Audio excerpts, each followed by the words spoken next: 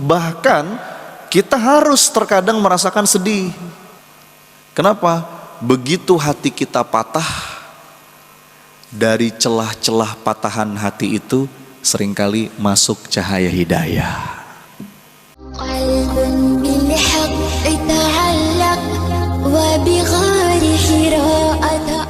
Mudah-mudahan kita berdoa tiap langkahnya Bapak Ibu hadir di sini itu Allah lipat gandakan ganjaran balasannya. Yuk seperti biasa supaya semakin berkah kita mulakan dengan saling mendoakan dulu.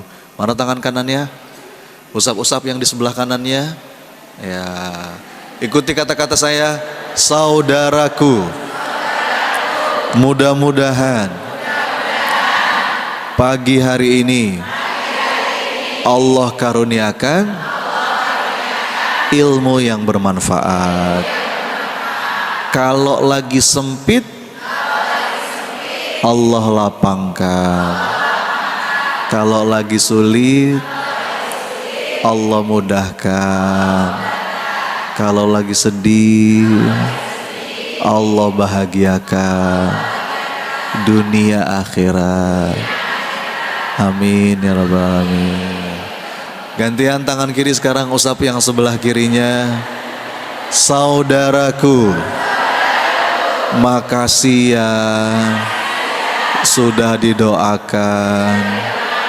Mudah-mudahan doanya kembali pada yang mendoakan. Berikan senyuman paling manis buat kanan kirinya, silakan.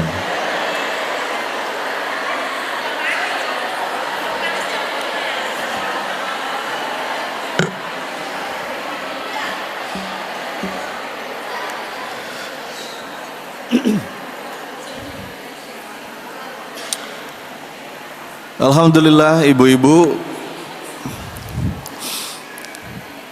saya dapat amanah dari panitia, satu tema yang akan kita kupas pagi hari ini. Apa Bu temanya? La tahzan. Kaidah untuk bisa melepas kesedihan, kecemasan. Berarti saya berasumsi yang hadir di sini lagi sedih gitu. Alhamdulillah happy ya. Soalnya dari depan kelihatan wajah-wajah banyak masalah ini.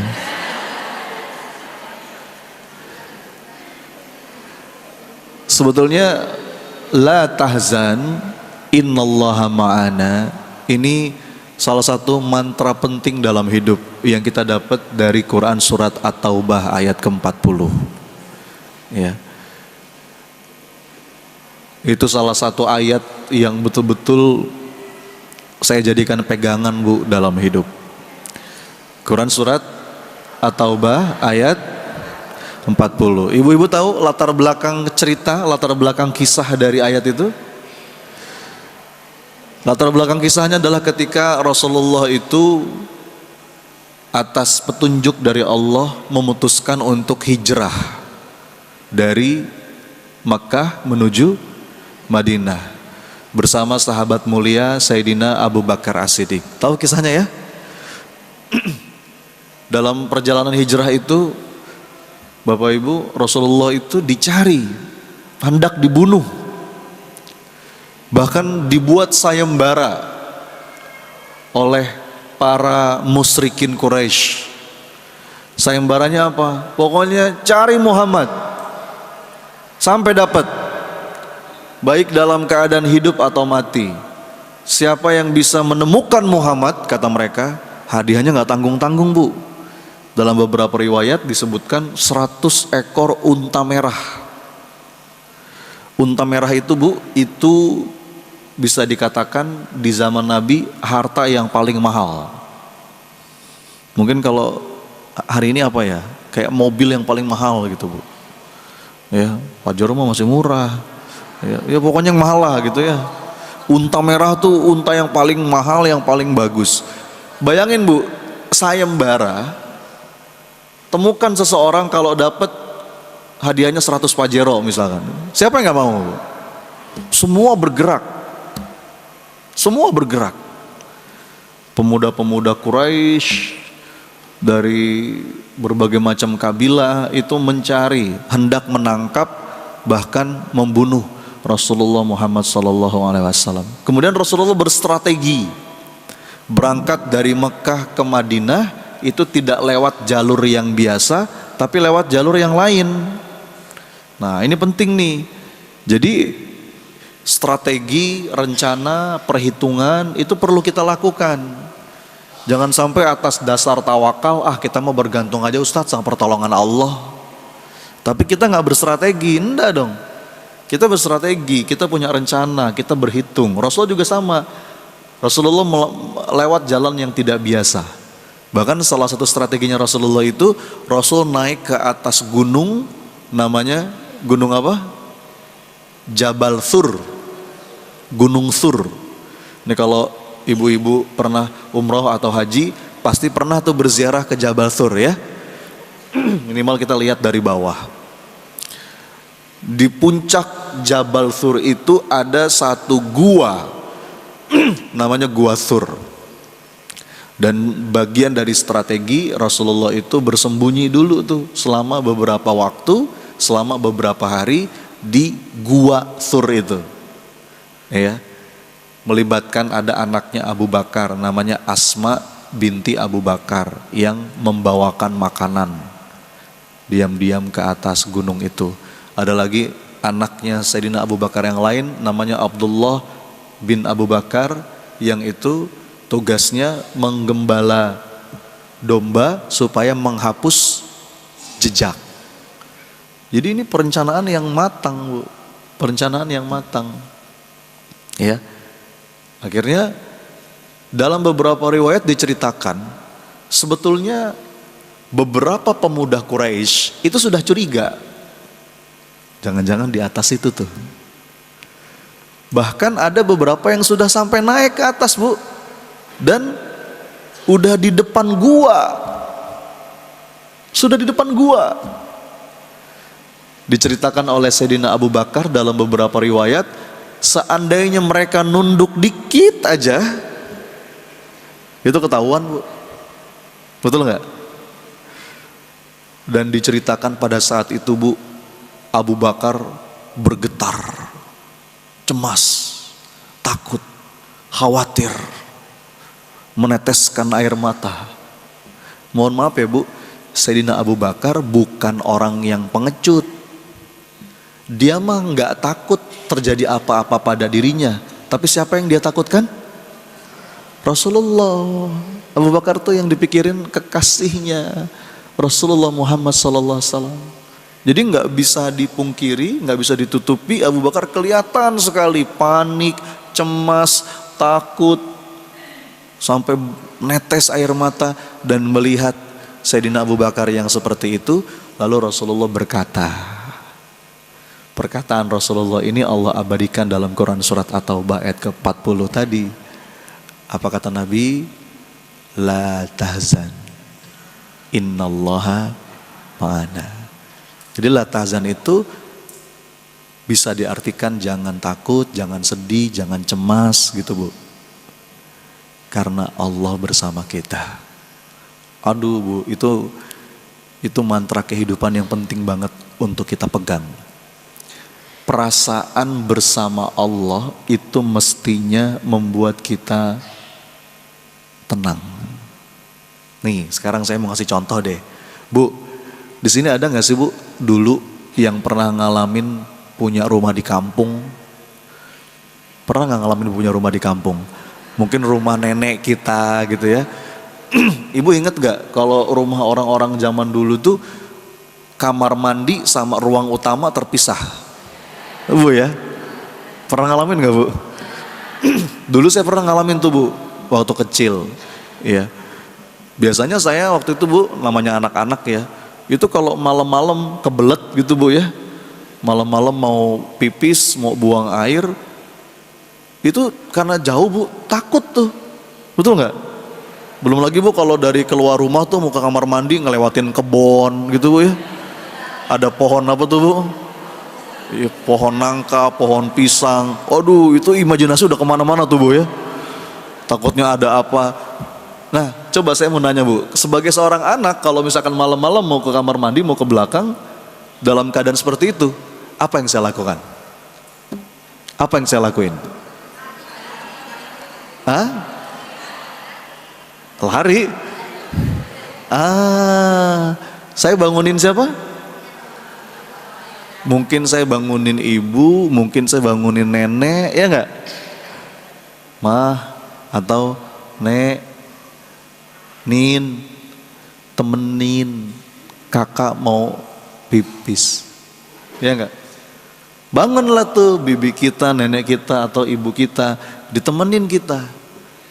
Nah pertanyaan saya, begitu saya ditemenin, gimana rasanya? Tenang, betul nggak Bu? Padahal suasananya ada yang berubah nggak? Nggak ada yang berubah. Gelapnya tetap gelap, ya nggak? Seremnya mungkin tetap serem, pohon-pohonnya masih ada. Tapi begitu saya merasa ditemani, beda nggak Bu rasanya? Beda. Ya. Sama Bu, begitu pula dalam hidup. Saya nggak tahu, kita mungkin punya cerita masing-masing. Ada masanya kita lagi takut, lagi cemas, lagi ada ancaman, lagi ada persoalan, takut. Jadi memang ketakutan dan kesedihan itu saling kait mengait Bu. Makanya la tahzan itu bisa diartikan jangan sedih, jangan takut, jangan cemas, itu saling kait mengait. Orang kalau kecemasannya berlebihan itu berdampak pada kesedihan yang mendalam, betul nggak Bu? Iya. Nah kalau kita dalam keadaan sedih, dalam keadaan takut, dalam keadaan cemas, ya. Kalau kita sadar bahwa Allah bersama kita, itu mestinya menenangkan. Menenangkan. Itu kalau bisa jadi mantra hidup tuh Bu, pasang di handphone, pasang la tahzan, innallaha ma'ana, supaya kita diingetin terus, Allah tuh bersama kita. Bu, Allah mah gak pernah kemana-mana, kita yang sering pergi ninggalin Allah. Allah mah selalu ada nungguin kita. Kita bikin dosa, ditungguin sama Allah taubat kita. Jadi itu diantara keindahan keindahan makna dari kalimat la tahzan innallaha ma'ana. Dan akhirnya fa'anzalallahu sakinatahu alaih. Ketika kalimat itu diucapkan oleh Nabi, kata Allah apa? Langsung Allah hujamkan sakinah, ketenangan, ya, di hati Sayyidina Abu Bakar dan juga tentu saja Rasulullah Muhammad SAW. Jadi itu kita bahas dulu judulnya, la tahzan innallaha ma'ana, itu kita ambil dari Quran surat At-Taubah ayat 40. Nah, kenapa ini penting? Sekarang saya mau nanya Bu, ada gak sih di antara kita yang gak pernah sedih? Ada gak sih di antara kita yang gak pernah cemas? Gak mungkin. Jangankan kita Bu, Nabi aja pernah ngalamin sedih, betul? Nabi Yakub itu sedih ketika kehilangan anaknya Nabi Yusuf alaihissalam. Rasulullah pernah sedih ketika kehilangan istrinya tercinta, Khadijah binti Khuwailid al-Kubra. Rasulullah itu pernah sedih ketika kehilangan pamannya Abu Thalib dalam keadaan belum beriman. Rasulullah itu sedih ketika berdakwah ke Taif, dilempari batu, berdarah-darah, hancur, ya, kakinya terluka. Sampai para ulama menyebut tahun itu dengan tahun kesedihan atau amul huzni. Siapa di antara kita Bu yang gak pernah sedih? Nabi aja pernah sedih. Nabi juga pernah cemas. Nabi Zakaria cemas sampai umurnya udah tua tapi kok belum juga punya anak. Tapi bagaimana kecemasan itu dibawa ke Allah, kesedihan itu dibawa ke Allah. Sebagaimana kalimat dari Nabi Yakub ketika sedih, Qala innama ashku bathi wa huzni ilallah. Aku sedih dan aku mengadukan segala kesedihanku kepada Allah. Jadi siapa di antara kita yang gak pernah sedih, Bu? Kita semua pernah. Bahkan kita harus terkadang merasakan sedih. Kita perlu loh, Bu, merasakan patah hati. Kenapa? Begitu hati kita patah, dari celah-celah patahan hati itu seringkali masuk cahaya hidayah. Sebagaimana kalimat dari Maulana Rumi, you have to keep breaking your heart until it opens. Wah, coba diulang, Bu.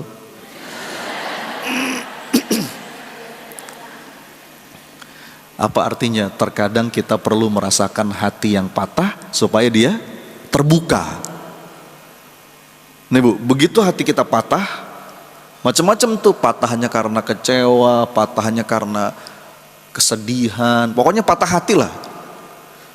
Begitu hati kita patah, seringkali dari celah-celah patahan hati kita itu masuk cahaya hidayah. Kalau belum patah, belum kebuka tuh. Makanya ada nasihat yang bilang, di antara orang yang paling sulit dinasehati itu orang sedang jatuh cinta. Ya nggak, Bu? Susah tuh. Yang kedua, pendukung capres dan cawapres. Susah dinasehati. Orang kalau sudah jatuh cinta, Bu, apalagi udah fanatik banget, wah susah tuh, Bu. Nanti ketemu kejeduk, patah hati baru sadar. Ya. Jadi patah hati, kesedihan itu kalau sikapnya tepat bagus buat psikologis kita. Termasuk, Bu, ini punten ya karena banyak ibu-ibu di sini kan, termasuk dalam mendidik anak, mendidik cucu. Itu tuh biarin, Bu, anak tuh ngerasain patah hati. Biarin anak ngerasain kecewa. Itu bagus buat mentalnya. Jangan semua maunya diturutin. Akhirnya kalau dimanja, semua maunya diturutin, dia gak pernah ngerasain gagal, dia gak pernah ngerasain kecewa, dia gak pernah ngerasain susah. Itu jadi anak lemah itu. Ya. Disebut dengan mental fragile. Ibu tahu fragile, Bu? Fragile itu tulisannya fragile. Pernah baca nggak? Pernah. Baca di mana? Nah, ini kan tukang ngirim paket nih. Apa tukang nerima paket? Biasanya ibu-ibu kan jadi sohib tukang paket ya. Dikit-dikit paket. Itu kalau di paket tuh suka ada stiker tuh fragile. Fragile tuh dibacanya fragile. Fragile tuh apa? Mudah pecah. Mudah pecah, gampang rapuh. Nih kayak gelas, nih gelas fragile. Nih gelas nih fragile. Nah, banyak mental anak-anak sekarang itu yang fragile. Gampang pecah. Dapat tekanan sedikit kabur. Dikit-dikit healing. Bisa jadi itu faktor pengasuhan dari orang tuanya, dimanja, biarin, Bu, dia patah hati. Dia pengen sesuatu nggak kita kasih, dia ngambek, biarin. Dia belajar dari situ. Ya, jangan semua diturutin. Ya, itu masalah kata para psikolog. Kalau kita mungkin generasi sebelumnya nggak sebegitu fragile, gitu, lebih tangguh kalau secara resiliensi. Jadi poin saya apa? Kesedihan, patah hati, kekecewaan itu bagus, banyak sekali dampak positifnya. Makanya kan sebetulnya, Bu, kadang-kadang kita suka salah sih. Kita tuh suka membagi emosi tuh jadi dua, ada emosi positif, ada emosi negatif. Itu salah, pembagiannya salah. Karena yang namanya emosi apapun itu sebetulnya semuanya sinyal positif. Emosi itu positif, Bu. Termasuk sedih, kecewa, itu semua positif kalau kita bisa nangkep pesannya. Kalau lagi cemas, apa nih pesannya? Kalau lagi sedih, apa nih? Kalau lagi kecewa, apa nih pesannya? Paling kalau kita mau bagi dua, ada emosi yang bikin kita nyaman, ada emosi yang bikin kita nggak nyaman. Tapi dua-duanya positif. Kalau sikap kita tepat. Jadi kalau membagi emosi bukan negatif positif Bu, tapi nyaman dan gak nyaman. Semua ini perlu kita sikapi dengan tepat. Tadi itu kesedihan, itu kalau kita bisa baca pesannya, kekecewaan misalkan. Iya ya, saya tuh kecewa, kenapa? Karena jangan-jangan saya terlalu berharap sama manusia. Udahlah, saya kapok berharap sama manusia. Saya berharap sama Allah aja. Jadi bagus nggak? Jadi bagus. Semua emosi, termasuk yang nggak enak, itu bawa pesan. Dan kalau kita bisa baca pesannya dan kita sikapi dengan sikap yang tepat, itu malah jadi bagus. Makanya kata Rasulullah kan, ajaban li amril mu'min inna amrohu kullahu khair. Semua urusan orang beriman tuh baik, nggak ada yang nggak baik. Enak nggak enak, sesuai harapan nggak sesuai harapan, ujungnya baik kalau kita sikapi dengan iman. Jadi kesimpulannya apa? Di awal ini saya mau ngomong kesedihan, kekecewaan, patah hati itu baik. Hanya saja jangan sampai kelewat batas. Segala sesuatu kalau udah overdosis jadi nggak bagus, betul nggak Bu? Kesedihan itu kalau sudah overdosis, setan seneng. Setan seneng Bu. Nih saya bacain kalimat dari Imam Ibnul Qayyim. Kata beliau, al-huznu yudha'iful qalbah. Kesedihan itu melemahkan hati. Wa yuhinul azma, melemaskan tekad kebaikan. Wa yudirul iradata, dan menghilangkan kemauan berbuat baik. Orang kalau lagi sedih tuh Bu, ini kalau udah sedihnya kelewat batas, pasti lemes, betul nggak Bu? Nggak punya tekad, nggak mau ngapa-ngapain, bawaannya mager, betul nggak? Kita kalau lagi sedih ngapain sih Bu pengennya? Kan nggak mau ngapain Bu ya? Ada nggak di sini kalau lagi sedih cuci piring gitu, beres-beres rumah? Kalau ada bagus lah itulah. Saya sedih Ustadz, saya mau beres-beres rumah. Nah itu bagus lah itu. Enggak ada. Secara psikologis normalnya kita sebagai manusia kalau lagi sedih kan nggak mau ngapa-ngapain Bu. Apa-apa jadi males. Itu setan senang Bu. Bahkan kalimat terakhirnya nih, apa kata Imam Ibnul Qayyim?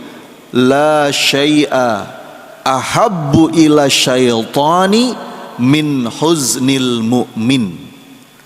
Apa artinya? Tidak ada sesuatu yang lebih disenangi setan melebihi seorang mukmin yang bersedih hati. Tuh Bu. Makanya kalau ibu-ibu pengen di like sama setan gampang. Gimana caranya? Sedih. Setan seneng Bu.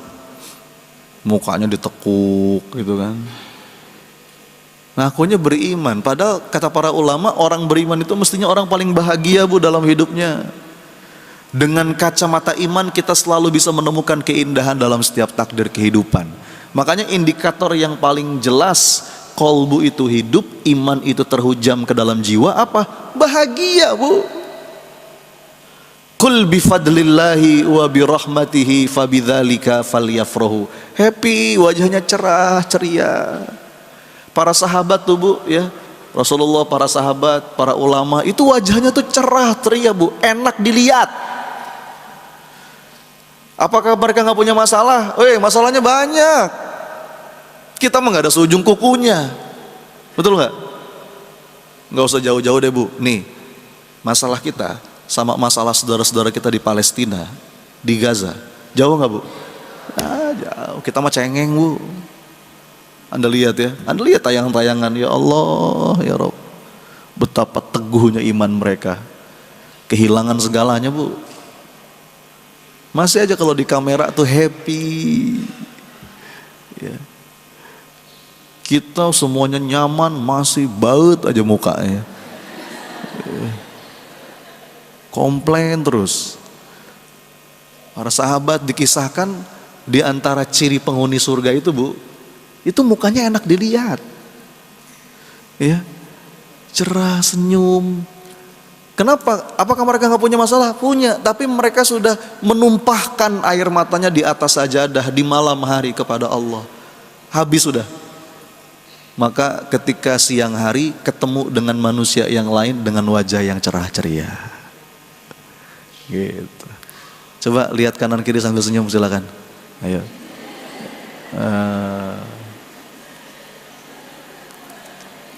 Bahkan kata Nabi itu sedekah. Jadi kalau kita ngaku kita beriman, tapi kok masih banyak rudetnya, masih banyak ruwetnya, nah itu something wrong. Karena tadi itu ayatnya, Allah nyuruh kita bahagia. Qul bifadlillahi wa birahmatihi fabidzalika falyafrahu. Jadi kebalikannya, kalau setan itu sukanya sedih, maka Allah itu juga kepingin hamba-hambanya bahagia, Bu. Kenapa Allah turunkan Quran, Allah utus para nabi, Allah berikan petunjuk hidup supaya kita menemukan kebahagiaan. Bukan kebahagiaan semu, tapi kebahagiaan yang hakiki. Nah gitu ya. Nah sekarang pertanyaannya, tapi itu gimana dong Ustadz? Gimana dong Coach? Namanya hidup kan kita pasti gak bisa menghindar dari, ya kadang-kadang ngerasa sedih, kadang-kadang ngerasa berat, kadang-kadang ngerasa cemas. Nah, pagi ini saya akan sampaikan ada beberapa kaidah, ada beberapa rumus yang mudah-mudahan rumus ini, jurus ini bisa kita pakai untuk melepas segala kesedihan, segala kecemasan. Mau tahu nggak? Jadi penting nggak nih? Penting nggak nih materi kita pagi ini, Bu? Bener, ini insya Allah nanti pulang dari sini Bapak Ibu ya bawa jurus ini,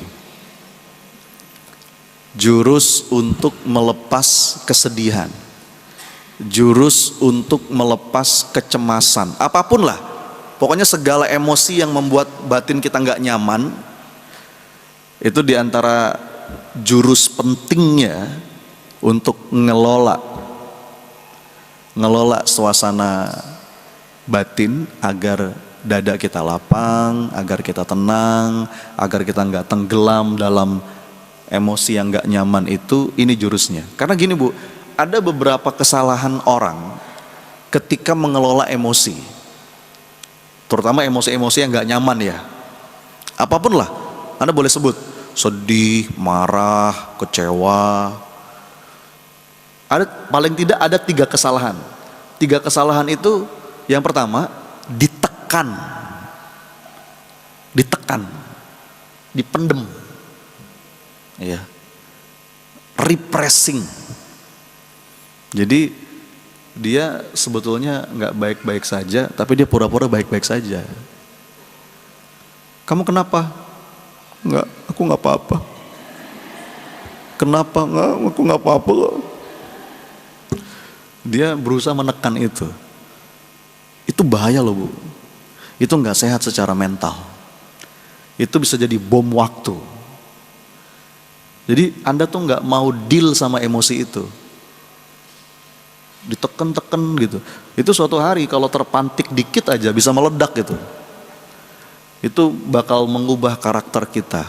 Akhirnya kita jadi manusia yang gampang marah, senggol, bacok, ya, temperamen, bahkan untuk hal-hal yang kecil.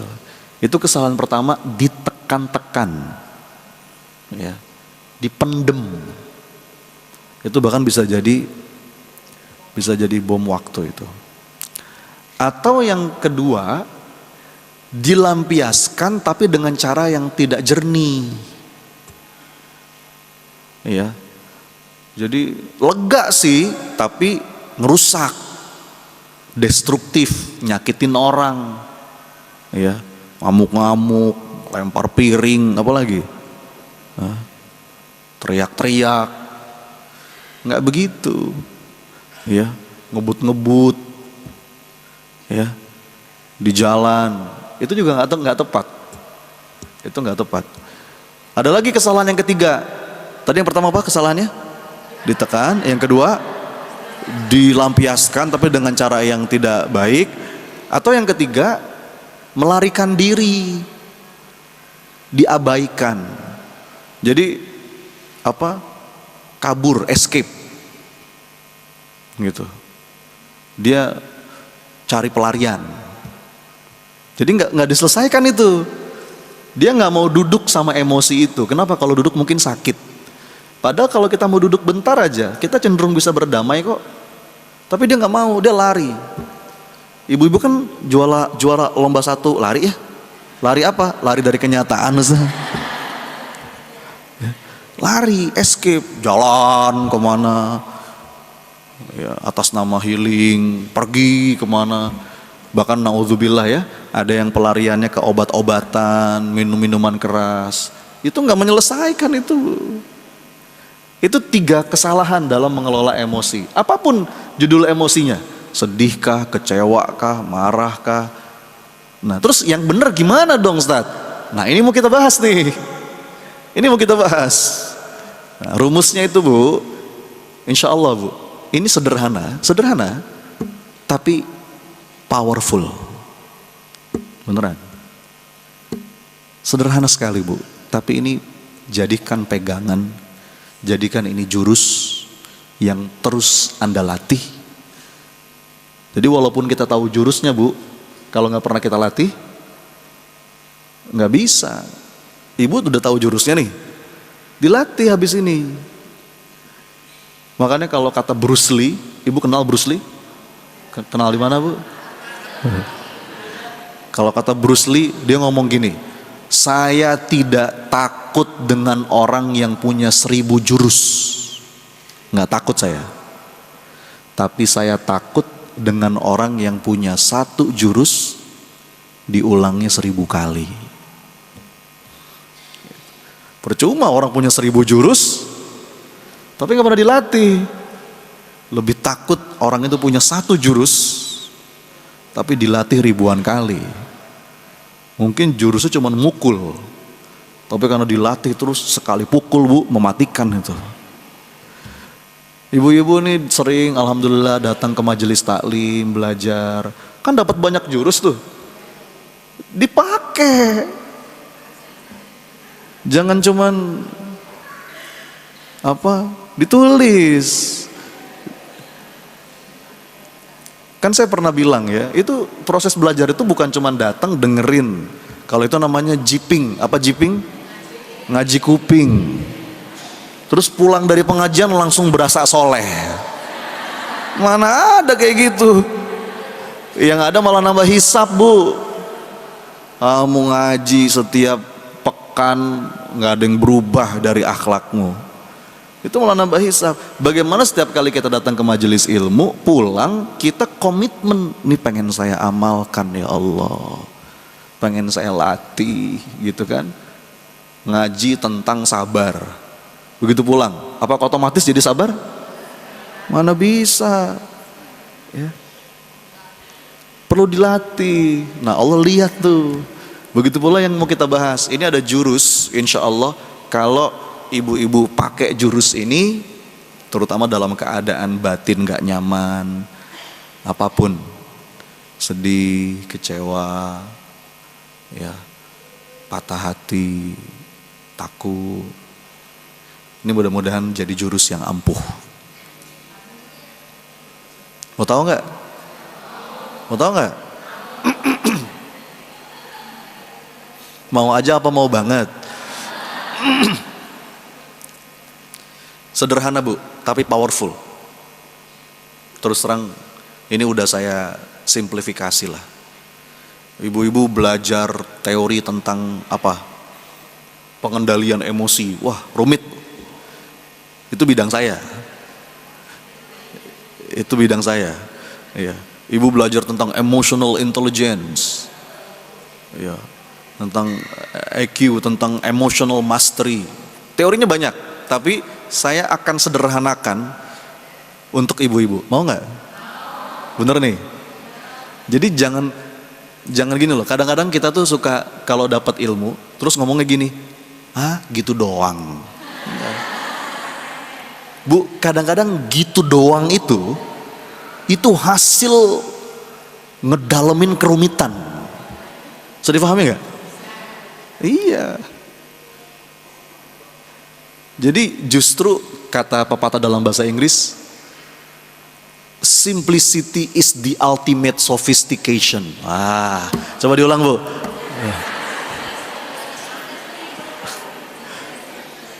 Simplicity, kesederhanaan itu seringkali adalah puncaknya kerumitan.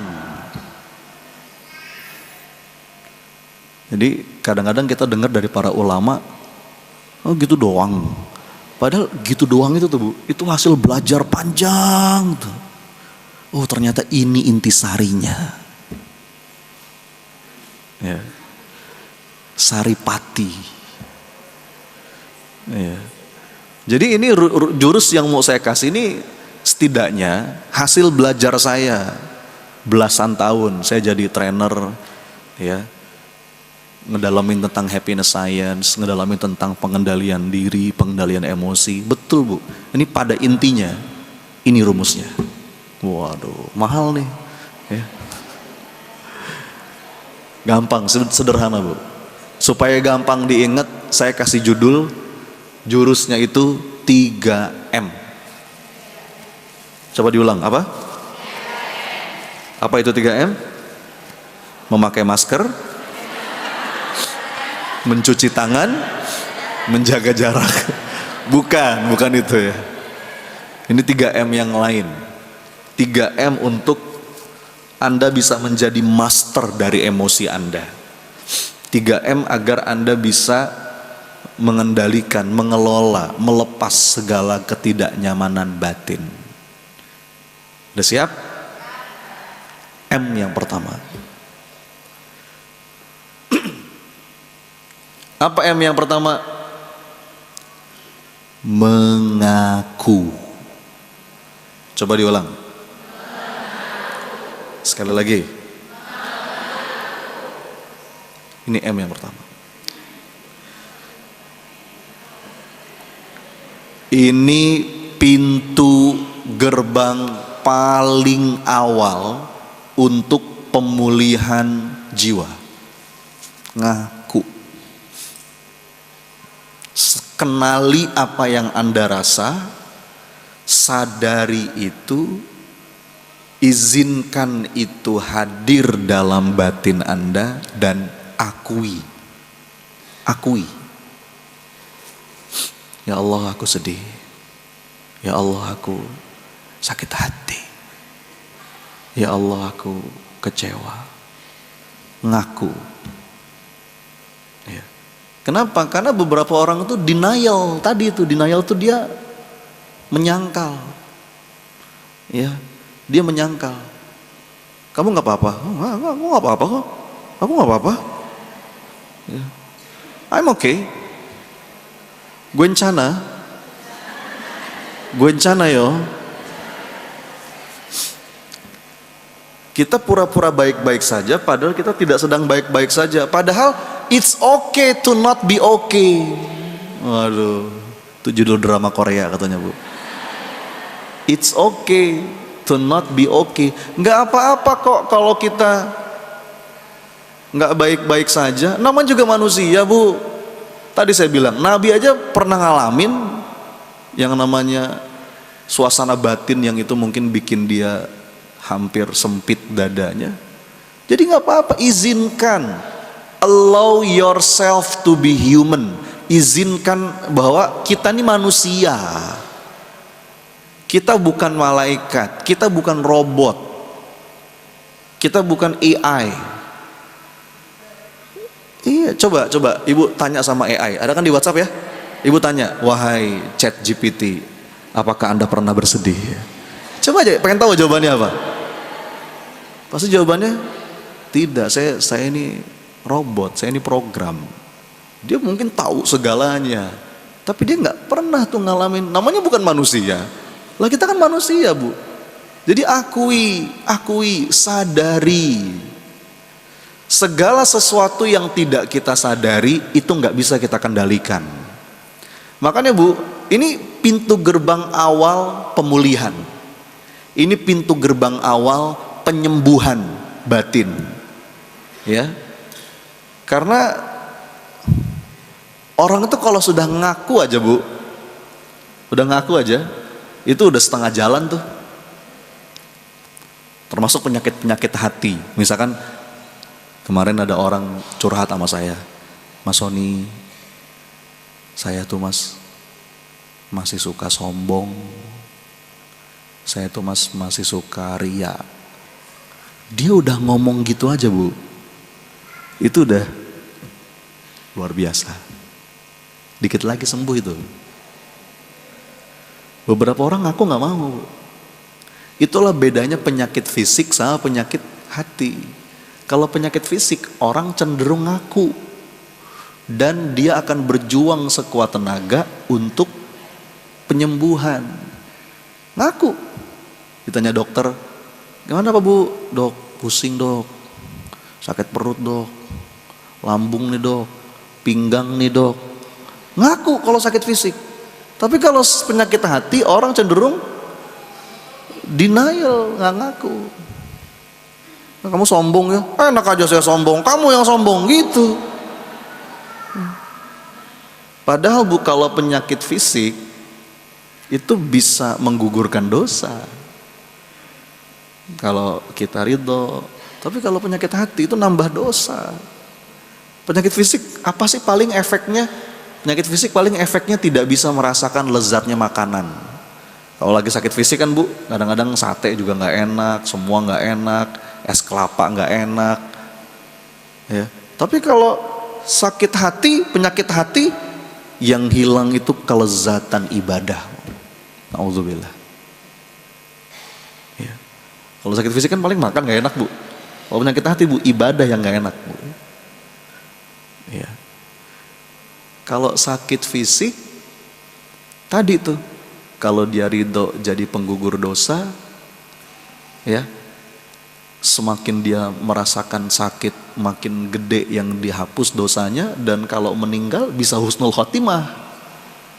Tapi kalau penyakit hati, udah mah nggak nyaman, nambah-nambah dosa terus, dan meninggalnya berpotensi su'ul khotimah. Na'udzubillah. Jadi yang pertama, mengaku. Coba diulang, apa? Nah, M yang pertama ini dibagi 3 lagi. Ini masih M yang pertama nih Bu. M yang pertama dibagi 3 lagi. Mengaku apa saja. Nih ya, jurus untuk melepas segala ketidaknyamanan batin. Mengaku yang pertama itu mengakui segala rasa. Tadi tuh. Pokoknya apapun yang dirasa, Anda kenali itu, Anda akui. Jangan disangkal. Oh, saya sedih, saya kesel. Kalau perlu tulis Bu. Ya. Karena tulis itu membantu kita mengurai pikiran yang kusut. Ya. Sedih. Kita nih udah mulai jarang nih. Padahal itu terapi loh Bu. Nulis itu terapi. Nulisnya buat sendiri, bukan nulis di sosial media. Hatiku hancur, ngapain? Itu mah caper, itu mah. Nulis buat sendiri. Itu namanya writing therapy, journaling. Pokoknya segala yang kita rasa, tulis aja dulu. Ya Allah, walaupun kita belum tahu solusinya apa. Itu mengurai, karena kita tuh batin kita nggak nyaman karena ada yang kusut dalam pikiran. Begitu kita nulis, kita mulai mengurai itu.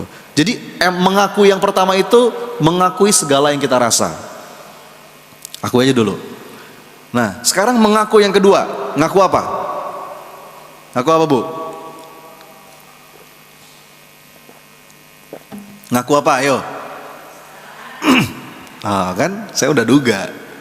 Kalau saya bilang, ngaku apa lagi Bu? Pasti jawabnya, ngaku dosa, ngaku salah. Itu betul, tapi itu nomor 3. Ada yang perlu diakui sebelum kita ngaku dosa dan ngaku salah. Apa coba? Hah? Itu kan udah tadi. Kuncinya ada di doa Sayyidul Istighfar. Lihat Bu, sebelum kita ngaku dosa, kita ngaku apa dulu? Saya ingetin. Abu ulaka bini'matika alayya wa abu ubi dzambi. Lihat Bu, urutannya Bu. Ya. Ibu hafal kan Sayyidul Istighfar? Dihafalin ya Bu. Sayang kalau nggak hafal, beneran. Itu doa indah banget Bu. Dan kalau bisa kita baca setiap pagi, setiap petang. Bahkan kata Nabi, kalau kita baca Sayyidul Istighfar pagi, sorenya kita meninggal, surga baginya. Kalau kita baca Sayyidul Istighfar sore, paginya meninggal, surga baginya. Jangan sampai lewat Bu. Minimal tuh ba'da subuh, ba'da asar. Ayo coba baca sama-sama yuk. Bismillahirrahmanirrahim. Yuk, sama-sama. Allahumma anta rabbi la ilaha illa anta khalaqtani wa ana abduka wa ana ala ahdika wa wa'dika mastata'tu a'udzu bika min syarri ma sana'tu. Tahan. Itu kalimat pertamanya tuh Bu, tadi tuh mengakui kehambaan kita dulu. Ya enggak? Aku nih hambamu ya Allah. Engkau Robku ya Allah. Itu ngakui kehambaan dulu tuh. Segala kelemahan kita, segala rasa. Nah, baru setelah itu Abu ulaka bini'matika alayya, terus wa abu ubi dzambi. Lihat tuh, lihat urutannya. Ngaku apa dulu? Ngaku nikmat dulu. Abu ulaka bini'matika alayya. Abis ngaku nikmat baru ngaku dosa. Wa abu bidzambi. Lihat Bu, ini penting loh Bu. Ini penting. Anda bayangkan ya, bahkan ini dalam doa Sayyidul Istighfar, penghulunya istighfar. Rasulullah ngajarin kita mengakui nikmat dulu. Jadi bukan cuman ingat dosa bagus, tapi beriringan dengan ingat nikmat. Jadi dalam keadaan sedih sekalipun Ibu, coba deh. Ini kita baru M yang pertama loh. M yang pertama aja udah powerful banget ini Bu. Ngaku nikmat. Karena dalam keadaan sesulit apapun, dalam keadaan sesedih apapun, ada begitu banyak Bunda nikmat yang Allah kasih dalam hidup. Betul nggak? Open your eyes, open your heart. Ini udah sering kita denger lah. Anda udah hafal ayatnya. Fa inna ma'al usri yusra. Terus itu Quran surat Al-Insyirah ayat 5 ayat 6. Bu, itu kayaknya pengulangan ya. Coba dibaca lagi. Fa inna ma'al usri yusra. Coba. Kayak pengulangan nggak? Kalau kita orang awam ngebaca ayat itu kayak pengulangan, betul ya Bu? Oke, nggak apa-apa lah. Kalaupun cuma itu yang kita tangkep, itu aja udah kabar bahagia Bu. Kenapa? Karena kalau yang namanya pengulangan itu berarti penegasan. Kalau misalkan saya bilang, Bu, insya Allah saya datang ke Cibubur. Bu, insya Allah saya datang ke Cibubur. 2 kali saya ngomong, itu artinya saya menegaskan. Oh, itu Allah yang negesin Bu. Fa inna ma'al usri yusra. Diulang lagi, inna ma'al usri. Nah, ternyata kata para ulama, sebentar, itu bukan pengulangan. Kenapa bukan pengulangan? Karena ketika menyebutkan kesulitan ada alnya, ada alif lamnya Bu. Fa inna ma'al usri, al usri. Ketika kesulitan ada alnya. Kalau ada alnya Bu, dalam kaidah bahasa Arab, itu berarti ma'rifah, sesuatu yang definitif, yang bisa kita tunjuk nih, al-usri. Tapi ketika menyebutkan kemudahan, itu nggak ada alnya, yusro saja, bukan al-yusro. Coba diulang, fa inna ma'al usri yusro. Lagi, inna ma'al yusro. Yusronya Bu, itu nggak pakai al. Kalau nggak pakai al, dalam kaidah bahasa Arab itu namanya nakiroh, sesuatu yang indefinitif, yang kemungkinannya lebih banyak. Kenapa dikatakan itu bukan pengulangan? Kesulitannya sama Bu. Itu kan Quran surat Al-Insyirah ayat 5 ayat 6. Nah, al-usri karena ada alnya, kesulitan di ayat yang kelima dan kesulitan di ayat yang keenam sama. Barangnya itu sama karena ada alnya. Tapi yusro, kemudahan di ayat yang kelima, dan yusro, kemudahan di ayat yang keenam, tidak sama. Indah banget Bu. Jadi ini nggak pakai insya Allah Bu, saya bersumpah demi Allah. Dan ini minimal satu kesulitan itu bareng dengan dua kemudahan, minimal. Ya.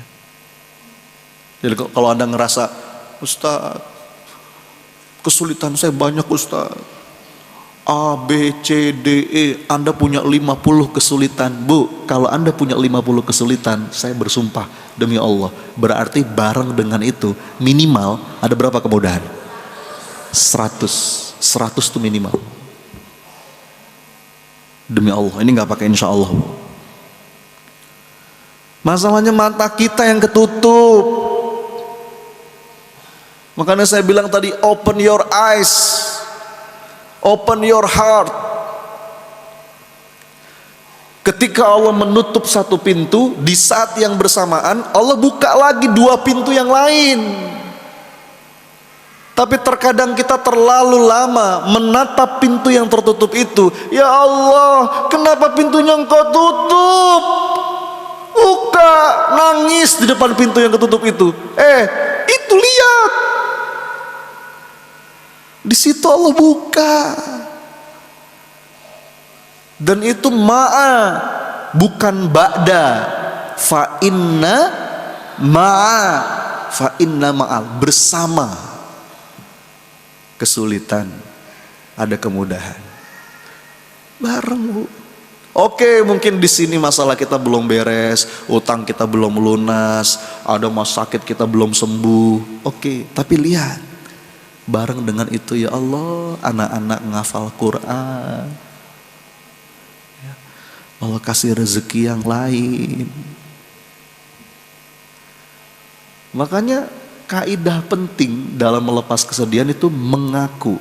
Setelah kita mengakui rasa, mengakui kelemahan, mengakui kehambaan, berikutnya mengakui nikmat. Baru sampai situ aja Bu, itu udah bisa sembuh tuh sedihnya.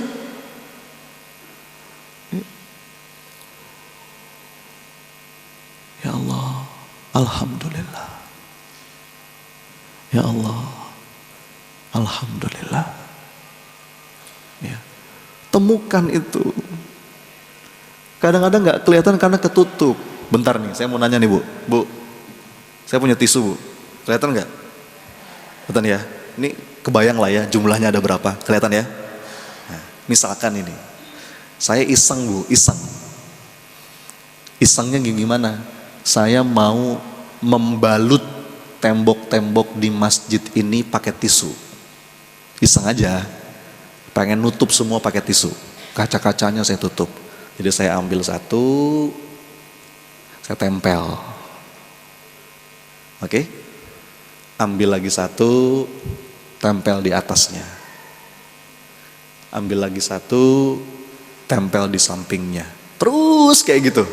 Oke ya? Nah pertanyaan saya, tolong jawab. Bisa nggak beberapa lembar tisu yang cuman segini nih, itu menutup seluruh masjid ini? Bisa nggak? Jawab, bisa nggak? Jawab yang tegas, bisa nggak? Jawabannya bisa. Bukan. Gimana caranya? Ketika beberapa lembar tisu ini menutup mata Anda.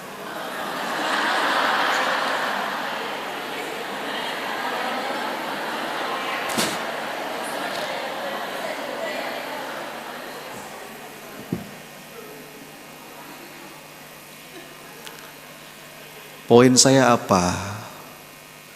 Bu, Pak, titip, jangan sampai masalah-masalah kita yang mungkin belum selesai, hajat-hajat kita yang mungkin belum tercapai, yang sebenarnya cuma segini, tapi itu menutup mata kita dari jutaan nikmat lain yang sudah Allah kasih.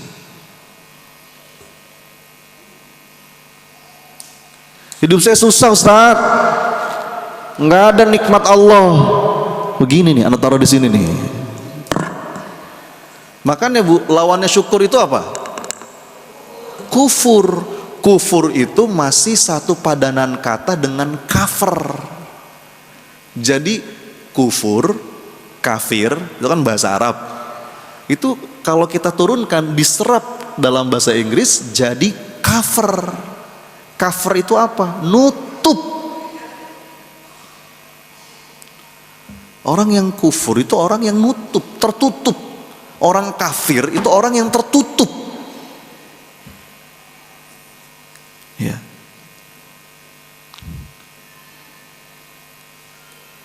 Semoga Allah karuniakan kepada kita hati yang peka atas begitu banyak nikmat yang Allah anugerahkan. Kalau kata guru saya, Son, ada dua nikmat yang paling puncak dalam hidup. Dua nikmat primer, yang lain sekunder. Kadang-kadang kita tuh untuk bersyukur kebanyakan syarat. Padahal kata guru saya, Son, kalaupun kamu mau ngasih syarat, dua saja. Apa? Dua nikmat primer dalam hidup, bernafas, bersujud. Coba diulang. Nafas, Bu. Alhamdulillah ya Allah. Kalau guru saya bilang, kalau kamu belum sadar nafas ini nikmat, coba kamu main ke kuburan. Kamu tahu nggak apa yang paling diinginkan sama orang-orang yang sekarang udah dikubur? Apa, Bu? Ya Allah, bisa nggak balik lagi bentar aja memperbaiki amal. Betul, Bu? Dan kita masih dikasih. Guru saya bilang, setiap nafas yang kamu hirup itu adalah cinta dari Allah. Makasih ya Allah, kita masih dikasih kesempatan nebus dosa, masih bisa dikasih kesempatan memperbaiki amal. Makasih ya Allah.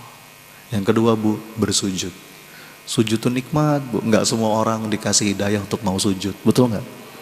Manusia sekarang ada miliaran, Bu. Gak semuanya diberikan taufik, diberikan hidayah untuk mau sujud.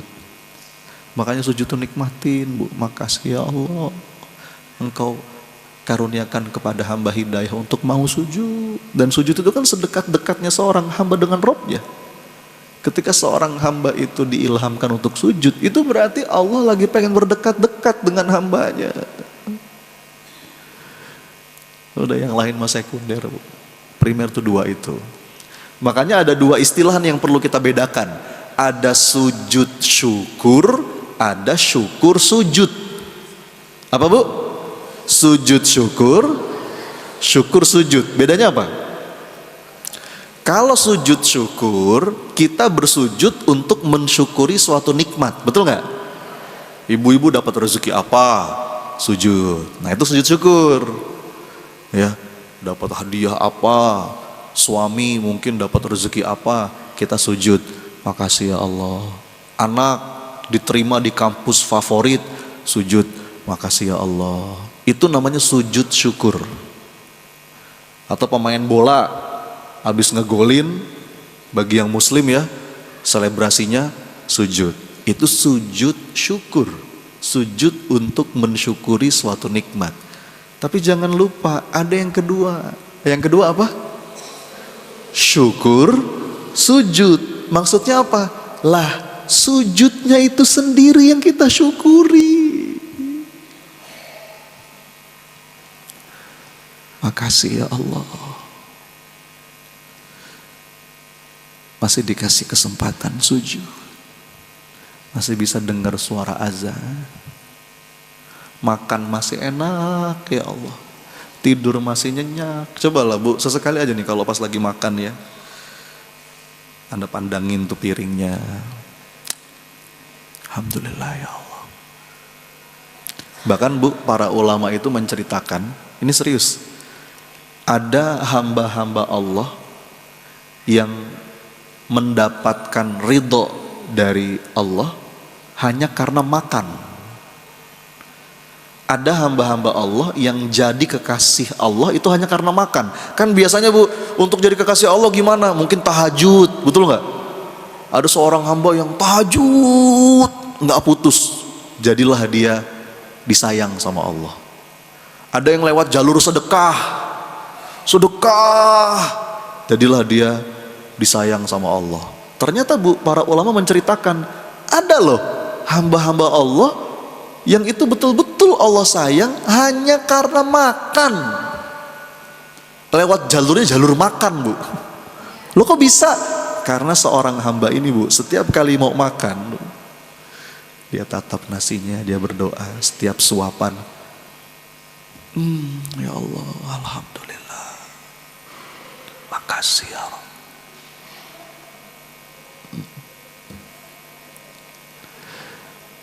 Makanya Allah itu akan menambah nikmat bagi mereka yang mampu menghargai, menghayati apa-apa yang sudah Allah kasih.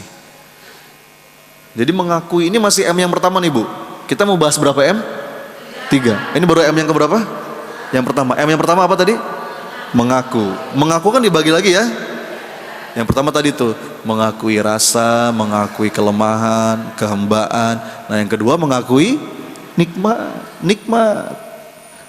Baru setelah ngaku nikmat, abu ulaka binikmatika alayya. Setelah itu wa abu ubi dzambi, mengakui apa? Mengakui dosa.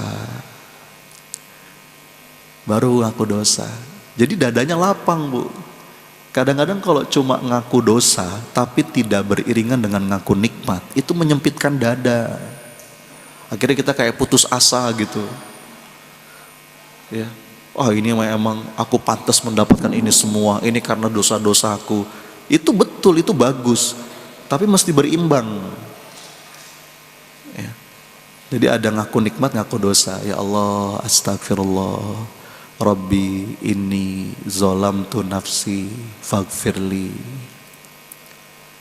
Atau doanya Nabi Yunus, la ilaha illa anta subhanaka inni kuntu minadh. Atau doanya Nabi Adam, Rabbana zolamna anfusana wa illam taghfir lana wa tarhamna lanakunanna minal khasirin. Kata Nabi dalam sebuah hadis, man lazimal istighfar ja'alallahu min kulli haznin farahan. Barang siapa yang mendawamkan istighfar, maka Allah akan mengganti kesedihannya menjadi kebahagiaan. Dan ternyata Bu, mengakui dosa itu juga bisa mengundang cintanya Allah. Nih Bu, Pak, saya bacain ya.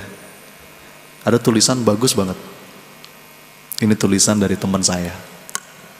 Bagus banget Bu. Saya suka sama tulisan ini. Saya mohon izin bacakan, Anda simak ya. Kenapa saya suka sama tulisan ini? Karena saya merasa tulisan ini kok mewakili banget gitu. Mewakili banget. Judul tulisannya, apakah Allah mencintaiku? Saya bacain ya. Apakah Allah mencintaiku? Pertanyaan ini membuatku introspeksi. Iya ya, Allah tuh cinta gak ya sama aku?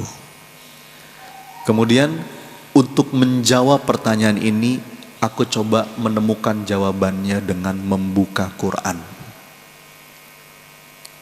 Ketika aku buka Quran, ternyata aku mendapati sebuah ayat yang bunyinya wallahu yuhibbus sabirin. Allah mencintai orang-orang yang sabar.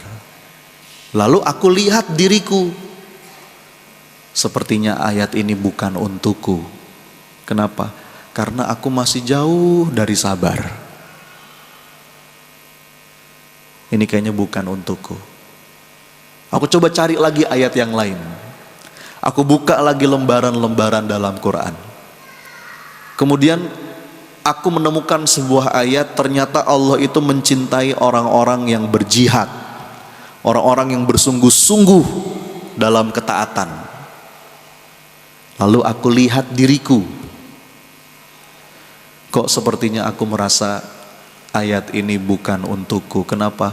Aku masih jauh dari kesungguhan. Kadang-kadang melawan hawa nafsuku saja masih kurang kesungguhanku. Aku buka lagi lembaran-lembaran lain dalam Quran. Dan aku menemukan sebuah ayat, wallahu yuhibbul muhsinin. Allah mencintai orang-orang yang berbuat ihsan, berbuat baik dengan tulus. Aku lihat diriku, kayaknya aku masih jauh deh dari derajat ihsan. Aku rasa ayat ini bukan untukku. Hatiku pun gundah. Kok sepertinya tidak ada tanda-tanda pada diriku bahwa Allah mencintaiku. Tapi aku coba terus membuka lembaran-lembaran lain dalam Quran.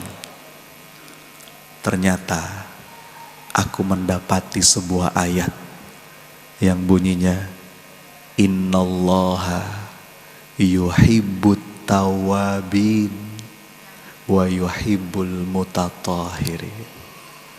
Allah mencintai orang-orang yang suka bertobat, mengakui dosanya dan membersihkan dirinya. Lalu aku segera merenung, mungkin ayat ini untukku dan untuk orang-orang yang sepertiku.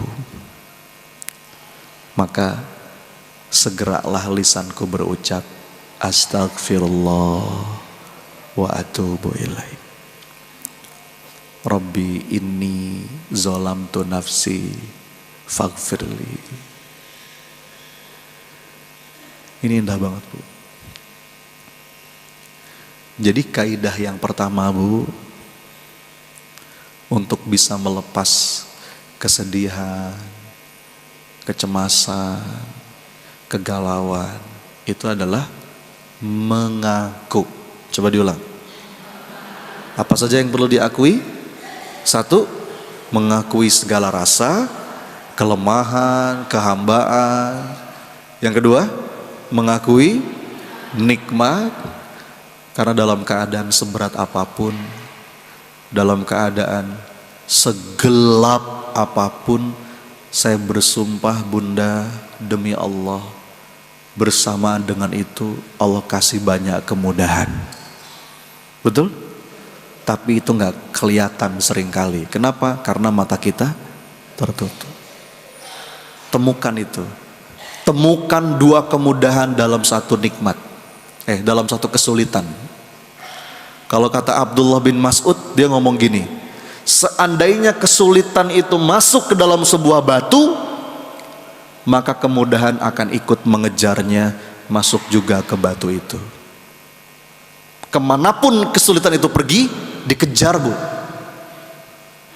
Sekalipun kesulitan itu masuk ke dalam sebuah batu, masuk kemanapun dia pergi, kemudahan akan ikut ngejar bareng. Itu diantara pemaknaan fa inna ma'al usri yusra, inna ma'al usri yusra. Dan mengakui dosa. Astagfirullah, astagfirullah, astagfirullah. Rasulullah itu enggak kurang 70 kali dalam sehari. Astagfirullah, astagfirullah. Itu M yang pertama. Jurus pertama untuk melepas segala kesedihan, apapun perasaan yang membuat kita nggak nyaman. Masuk ke M yang kedua sekarang. Apa M yang kedua? Kalau yang pertama apa tadi? Mengaku. M yang kedua itu mengadu. Coba diulang Bu, apa? Mengadu. Dan kita semua sudah paham, sebaik-baik tempat mengadu itu adalah Allah. Boleh gak sih Ustadz ngadu sama manusia? Boleh, selama orangnya tepat, ya. Orang yang berilmu, orang yang bisa ngasih solusi, mungkin orang yang kita tuakan, orang yang bijak, bukan mengadu atau curhat kepada sembarang orang. Apalagi curhat di sosmed. Rugi Bu curhat di sosmed. Kenapa? Karena menurut penelitian, Anda tahu nggak? Kalau kita curhat di sosmed, 80% teman kita di sosmed itu nggak peduli. Yang 20% gimana? Itu malah nyukurin. Syukurin. Ya. Boleh curhat sama orang yang mungkin dalam rangka butuh diberikan pencerahan. Tapi kita perlu sadar pondasi yang paling penting itu adalah mengadukan segala sesuatu kepada Allah. Dialah Sami'ul Alim, zat yang selalu mau dengerin kita dan yang paling ngertiin kita. Bu, kalau Anda curhat sama orang, belum tentu orang mau dengerin. Betul gak? Anda curhat sama saya, belum tentu saya mau dengerin. Belum tentu saya peduli. Belum tentu saya bisa berempati dengan apa yang Anda rasa. Tapi Bu, kalau Anda curhat sama As-Sami Al-Alim, zat yang selalu mau dengerin kita dan yang paling mengetahui segala isi hati kita, itu lepas. Makanya kata para ulama, berdoa kepada Allah adalah penyembuh bagi jiwa yang hampa, pikiran yang bimbang, dan hati yang terluka. Dalam urusan sekecil apapun Bu, kata Rasulullah dalam sebuah hadis, bahkan untuk urusan sandal yang putus saja, bilang ke Allah. Coba saya mau nanya, jujur Bu, jujur, Anda pernah nggak sandal putus, terus angkat tangan, ya Allah sandalku putus. Ayo, Anda bayangkan Bu, Rasulullah itu bersabda, bahkan untuk urusan sandal yang putus saja, bilang ke Allah. Apalagi untuk urusan yang lebih besar. Beneran Bu, bahkan dalam beberapa keterangan kata para ulama, untuk urusan garam di dapur, bilang. Untuk urusan gas yang habis, sebelum ngantri, doa dulu. Ya. Bu, saya titip banget kalau bisa anak-anak kita, cucu-cucu kita diajarin Bu yang kayak gini. Kemarin anak saya yang paling bungsu tuh tiba-tiba minta martabak. Umi, baby mau martabak. Kata uminya, nak, udah bilang belum sama Allah? Ngomong dulu nak sama Allah. Yang ngasih rezeki Abi sama Umi itu Allah. Kalau Allah gak ngasih rezeki, Abi gak bisa beliin kamu martabak. Oh gitu ya Mi? Iya nak. Angkat tangan dia. Ya Allah, baby mau martabak. Amin. Baru saya pesan GoFood. Itu kita ngajarin logika tauhid sama anak. Termasuk ibu-ibu kalau mau apa-apa bilang Bu sama Allah. Boleh di sebelah kupingnya suami, gak apa-apa. Katanya itu mempercepat ijabah. Ya Allah, dikit-dikit ya Allah. Allah tuh seneng Bu. Makin banyak kita minta, Allah tuh seneng. Makin banyak kita datang, Allah seneng. Itulah bedanya khalik sama makhluk. Kalau makhluk Bu, makin banyak didatengin, makin gimana? Makin sebel. Nih contoh ya. Ibu punya pohon mangga di rumah. Lagi berbuah nih. Saya tetangga Anda. Hari pertama saya datang.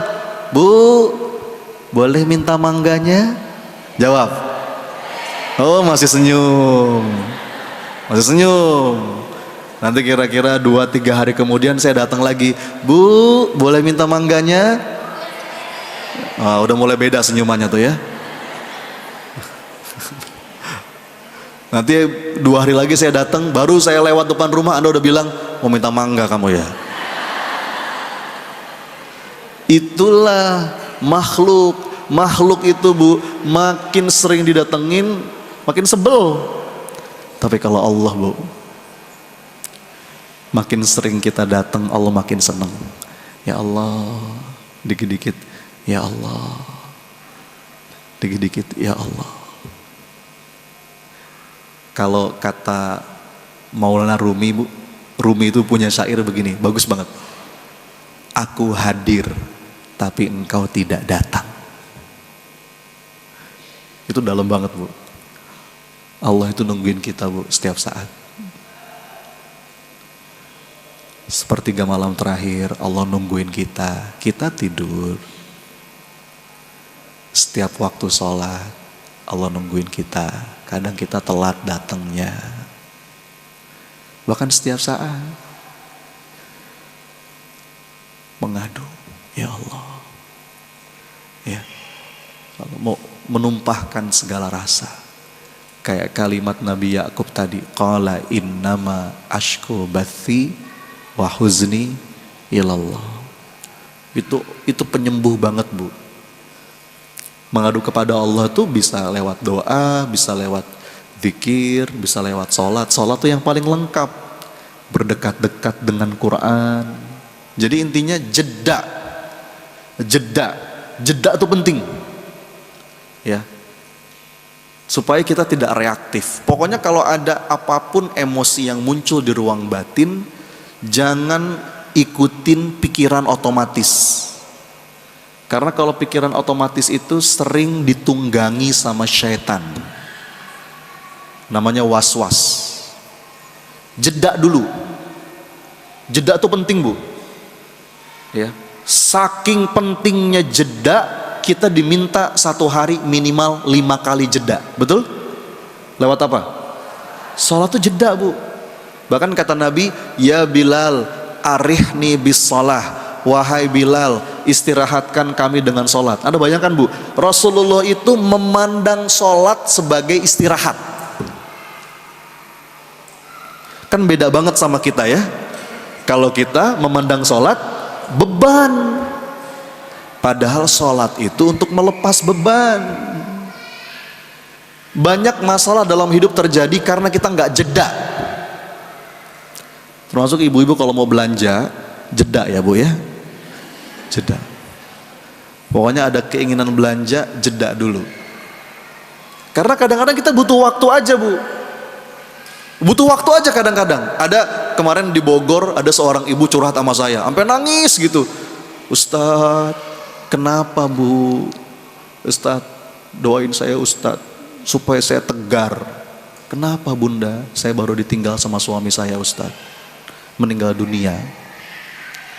Semakin saya berusaha tegar Ustadz, saya nggak bisa tegar. Karena kemana-mana saya ingat suami saya Ustadz. Saya ngelihat restoran yang itu, ingat suami saya. Pernah makan di sana. Saya ngelihat itu, ingat suami saya. Saya emang nggak pernah kemana-mana Ustadz. kecuali sama suami saya. Sekarang Ustaz, suami saya udah nggak ada. Saya nggak bisa tegar Ustaz. Semakin saya berusaha tegar, makin nggak bisa. Apa jawaban saya? Bu, ibu nggak usah berusaha tegar. Cuman satu saran saya, apa? Take your time. Udah jalan ya. Nanti begitu ada waktu, lama-lama pulih. Betul nggak? Kadang-kadang kita butuh waktu aja, nggak usah buru-buru. Nah, dalam jeda itu yang kita lakukan apa? Mengadu kepada Allah. Jadi kadang-kadang penyembuhnya itu waktu. Ya, penyembuhnya itu waktu, makanya nggak boleh reaktif. Kalau ada segala yang tidak nyaman, jangan diikutin pikiran otomatis, jeda dulu. Nggak boleh kita ngambil keputusan dalam keadaan nggak jernih. Bahkan istikharah dulu, minta dituntun dulu sama Allah. Ya Allah, kalau ini baik, tunjukkan. Kalau ini buruk juga tunjukkan. Jangan istikharahnya, ya Allah kalau baik jodohkan, kalau nggak baik perbaiki dia ya Allah. Itu maksa. Padahal boleh jadi apa yang kita anggap baik itu nggak baik menurut Allah. Begitu pula sebaliknya. Jadi mengadu kepada Allah. Terakhir Bu, yang ketiga, coba diulang dulu. Tadi yang pertama apa? Mengaku. Apa aja yang diakui? Mengakui segala rasa, kehambaan, kelemahan. Terus mengakui nikmat. Terus mengakui dosa. Yang kedua apa? Mengadu. Mengadu. Nih saya bacain dulu Bu ya. Ada sebuah doa dari seorang ulama, bagus banget. Isi doanya itu mengaku dan mengadu. Jadi gini Bu, doa itu bukan hanya minta. Ya, kadang-kadang kita suka menyempitkan makna doa. Doa tuh minta. Banyak loh Bu, contoh-contoh yang diberikan oleh Nabi, oleh para ulama, berdoa, tapi isi doanya nggak minta. Isi doanya cuma ngaku ngadu, tapi itu powerful. Coba tuh yang tadi tuh, contoh Nabi, doa Nabi Yunus. Itu kan ceritanya gimana Bu? Dia dalam 3 kegelapan, betul nggak? Gelapnya malam, gelapnya lautan, gelapnya perut ikan. Isi doanya ada minta nggak? Ya Allah keluarkan aku dari perut ikan ya Allah. Begitu nggak? Tapi isinya apa? La ilaha illa anta subhanaka. Kadang-kadang Bu, gini loh. Sebetulnya Allah tuh udah tahu apa yang paling kita butuhkan, betul nggak? Tapi Allah minta kita datang. Kadang-kadang Bu, doa yang isinya nggak minta itu malah lebih powerful. Contoh, Anda punya anak nih Bu, anaknya soleh, kalau Anda suruh nurut, nggak pernah bantah, pokoknya anak baik lah. Suatu hari sepatu sekolah anak Anda jebol, bolong. Terus anak Anda datang, dia nggak minta Bu, dia nggak minta, dia cuman gini, Bu, sepatu kakak bolong nih. Ah tapi nggak apa-apa Bu, enak, masuk angin. Udah dia pergi aja, dia nggak minta. Anda gimana? Hah? Nangkep ya? Lihat doanya Nabi Ayub ketika sakit. Itu cuma ngadu loh Bu. Cuman begini, sakit puluhan tahun, bertahun-tahun.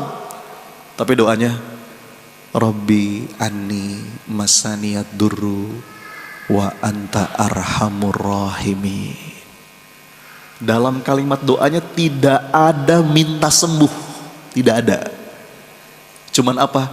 Ya Allah, aku sakit. Dan Engkau Maha Penyayang di antara Maha Penyayang. Waduh, itu cuma nyindir dikit Bu.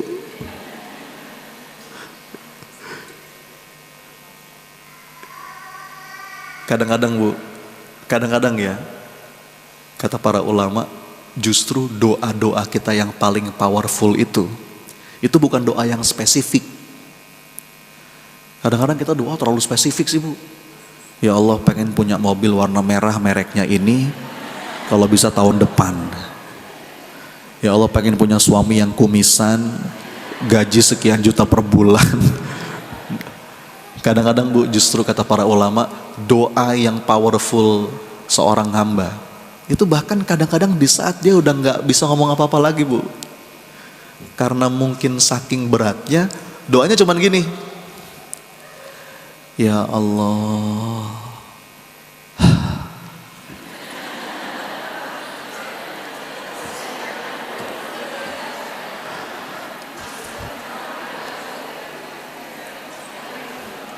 apa kata Allah?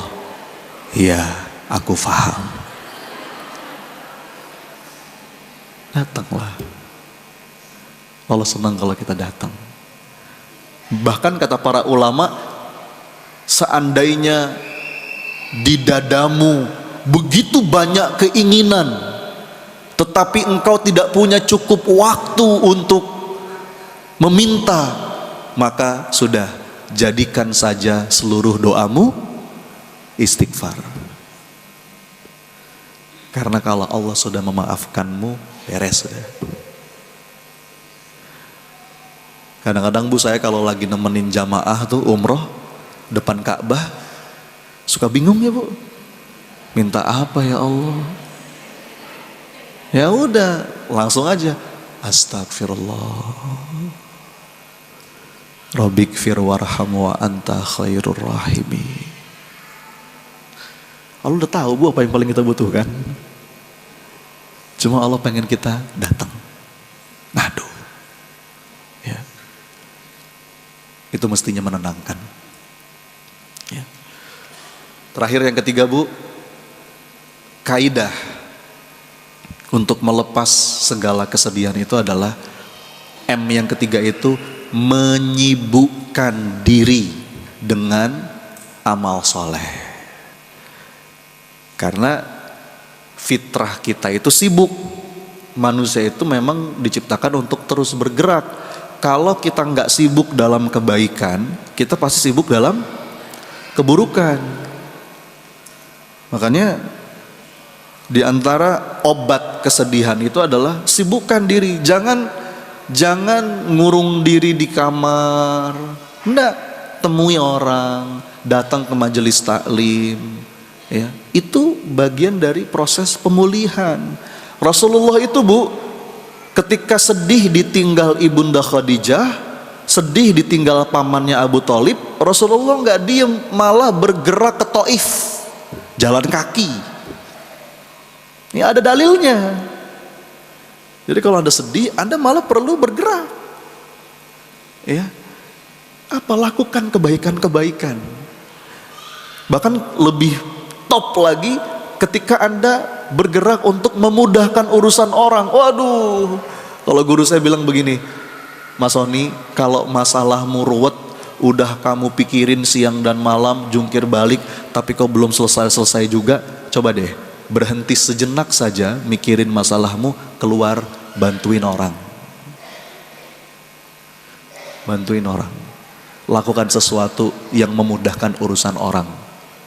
Maka itu akan mengundang kemudahan dalam urusanmu. Kata Nabi dalam sebuah hadis, kalau kita menolong saudara kita, maka Allah akan menolong kita. Kalau kita memudahkan urusan saudara kita, Allah akan mudahkan urusan kita. Kalau kita menutup aib saudara kita, Allah akan menutup aib kita dunia dan akhirat. Jadi Bu, ini 3 jurus untuk melepas kesedihan, kecemasan, kegalauan, segala ketidaknyamanan batin. 3M. Apa aja? Yang pertama, mengaku. Apa yang diakui? Rasa kelemahan, kehambaan diri. Terus mengakui nikmat dan mengakui dosa. Yang kedua, mengadu. Mengadu kepada Allah. Mengadu kepada Allah adalah penyembuh bagi jiwa yang hampa, pikiran yang bimbang, dan hati yang terluka. Terus terakhir yang ketiga apa? Menyibukkan diri dalam amal soleh. Bahkan kalau bisa kita sibukkan diri kita untuk memudahkan urusan orang. Mudah-mudahan ayah bunda, kawan-kawan sekalian, 3 ini bisa menjadi jurus hidup, insya Allah. Amin, amin ya. Nanti Bu, seperti biasa di akhir kita akan tutup dengan doa. Iya, saya tidak akan pernah bosan untuk menyampaikan sesi yang paling penting dalam majelis ilmu itu sesi apa Bu? Sesi doa. Karena di majelis ilmu itu potensi ijabahnya lebih besar. Apalagi tadi saya bilang, kita di lapis-lapis keberkahan nih.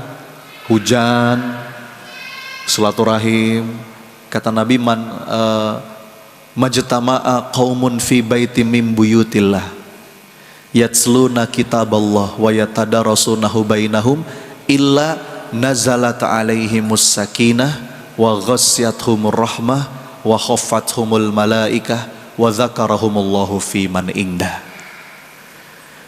Kalau ada sebuah perkumpulan majelis ilmu di rumahnya Allah, maka Allah akan turunkan sakinah, ketenangan, wa ghasyiyatuhumur rahmah, rahmat. Bahkan untuk siapapun Bu, ada sebuah riwayat malaikat itu protes ketika Allah memerintahkan mencurahkan rahmat kepada yang hadir di majelis ilmu. Terus ada malaikat yang protes, ya Allah, itu ada orang nggak niat datang, dia cuma nganter duduk di pojokan gitu, dia nggak nyimak juga materinya, tapi apakah dia dapat ya Allah? Apa jawaban Allah? Dapat. Pokoknya Bu, majelis ilmu itu Anda hadirnya saja, perkara ngerti gak ngerti urusan lain, Anda hadirnya saja itu dapat rahmat. Ya. Walau bagaimanapun majelis offline kayak begini nggak bisa digantikan oleh majelis online, betul nggak? Berkahnya beda Bu. Kalau cuma pengen dapat ilmu hari gini mah gampang, betul nggak Bu? Hari gini gampang, Ibu nonton YouTube ketemu dapat tuh ilmunya. Ibu atau minimal ikut Zoom meeting dapat gak ilmunya? Tapi berkahnya beda. Apalagi Anda ikut Zoom meeting, kameranya mati, ustadznya ngomong, Anda cuci piring, rebahan, itu bermasalah tuh. Jadi kalau ibu melangkahkan kaki di majelis ilmu, itu niatnya pengen dapat berkah. Berkahnya beda. Yang kita minta tuh bukan cuma ilmu Bu, tapi rezeki pemahaman. Makanya doanya Rabbi zidni ilman warzuqni fahman. Dan majelis ilmu itu mustajab. Kalau ada orang nanya, Ustadz, di mana ya Ustadz doa kita biar lebih besar diijabah kemungkinannya sama Allah? Oh di Mekah Bu, di depan Ka'bah, di Multazam. Betul. Oh di Raudhah Bu, di Madinah. Betul. Tapi kan jauh. Ada yang dekat. Di mana diantaranya? Di majelis ilmu. Makanya Bu jangan main-main. Nanti ketika sesi doa hadirkan hati, ya. Tapi saya akan bacakan beberapa pertanyaan ini. Ada banyak banget ya, mungkin tidak bisa semua saya baca. Yang pertama, Assalamualaikum, izin bertanya. Hampir 1 tahun yang lalu anak saya meninggal dunia di usia 7 tahun. Setelah kehilangan sampai sekarang saya masih suka menangis. Saya ikhlas, saya ridho, tapi kadang hanya rindu. Pertanyaan saya, apakah karena saya masih suka menangis itu karena saya kurang iman? Jawabannya tidak Bu. Itu sebuah kewajaran hidup. Sebuah kewajaran hidup.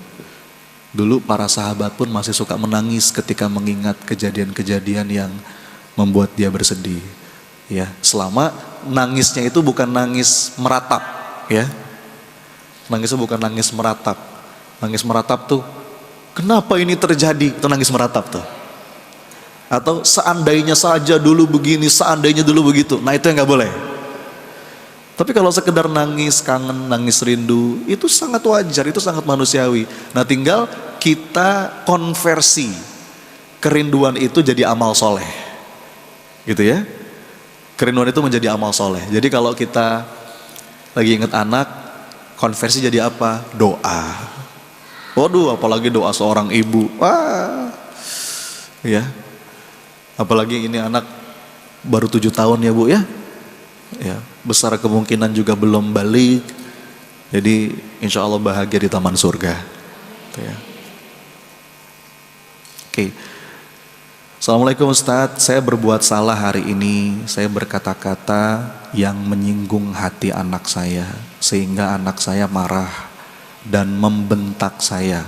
Apakah saya harus tetap minta maaf kepada anak saya atas ucapan kata-kata yang salah? Iya Bu, demi Allah saya bersumpah, meminta maaf itu tidak akan mengurangi harga diri kita. Betul nggak? Justru dia akan menunjukkan kemuliaan kita. Kadang-kadang kita tuh suka berat minta maaf. Suami gengsi minta maaf sama istri, atau sebaliknya, orang tua gengsi minta maaf sama anak. Padahal Bu, demi Allah, minta maaf itu tidak akan mengurangi harga diri. Kecuali itu justru malah mengangkat kemuliaan.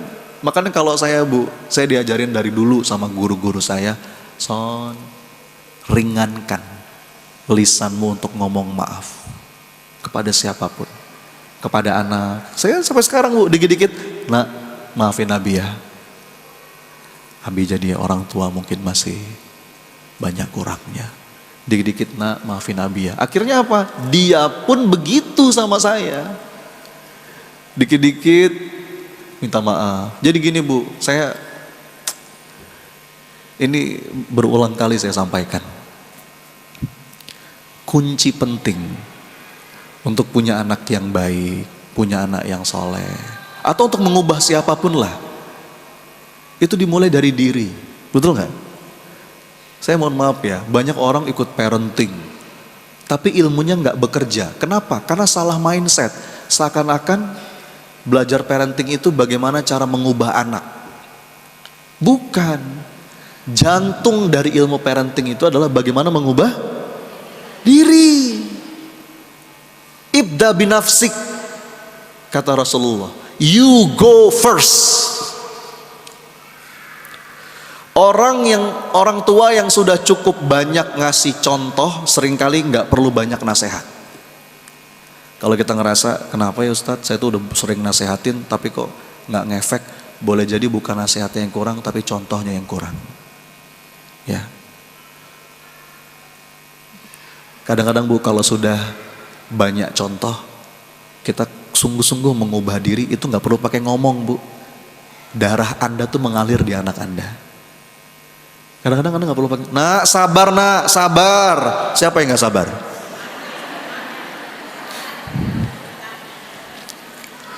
Udah Ibu bilangin jangan berisik, tahu nggak? Siapa yang paling berisik Bu? Kamu itu sama adik sama kakak yang akur, bapak sama ibunya berantem depan anaknya, gimana? Bu, ini mohon maaf ya, terus terang Bu, saya tuh gimana ya? Saya tuh nggak pernah khawatir dengan kenakalan remaja, serius, nggak pernah khawatir saya. Kenakalan remaja, kenakalan anak-anak, saya nggak pernah khawatir. Yang saya khawatirkan adalah kenakalan orang tua. Serius saya. Saya tuh ngelihat anak nakal, apalah contohnya. Saya lihat orang tuanya. Orang tuanya baik. Masya Allah, pemahaman tauhidnya bagus, sholatnya, ibadahnya, udah tinggal tunggu waktu itu. Tapi kalau orang tuanya yang nakal, hopeless saya. Makanya kata guru saya, Son, udahlah, inti teori ini kamu pengen punya anak yang soleh, anak yang baik, cuman 3 rumusnya. Apa? 1, example. 2, example. 3, example. Anda pusing lihat Anda begitu, anak Anda begitu, lihat pasangan siapapun, yang pertama perlu kita kejar itu diri sendiri. Ya Allah, tobat. Anak-anak Anda gak perlu pakai ngomong Bu. Ya Allah, astagfirullah, solehkan diri. Solehkan diri. Saya punya seorang teman, namanya seorang ustadz lah. Dia lagi umroh, tiba-tiba ditelepon sama istrinya. Abi katanya, doain ya Bi, kenapa ini si kakak lagi futur nih katanya. Lagi gak mau ngapalin Quran, gak tahu nih lagi susah diatur. Apa kata teman saya? Mi, maafin Abi ya, Abi mau bertobat kepada Allah. Loh kok gitu Bi? Ya iya, bisa jadi anak kayak gitu karena Abi. Ya. Kadang-kadang tuh kita nunjuk ke sini terus tuh Bu, lupa ke sini. Anak kadang-kadang nggak perlu pakai ngomong. Termasuk kalau Anda ingin membahagiakan anak, Anda dulu harus bahagia. Faqidu syai' la yu'ti. Kita nggak bisa ngasih sesuatu apa-apa yang nggak kita punya. Ada seorang, ini kisah nyata. Kisah nyata dari Ustadz Syafi'i Antonio. Kenal ya? Dia pernah cerita begini.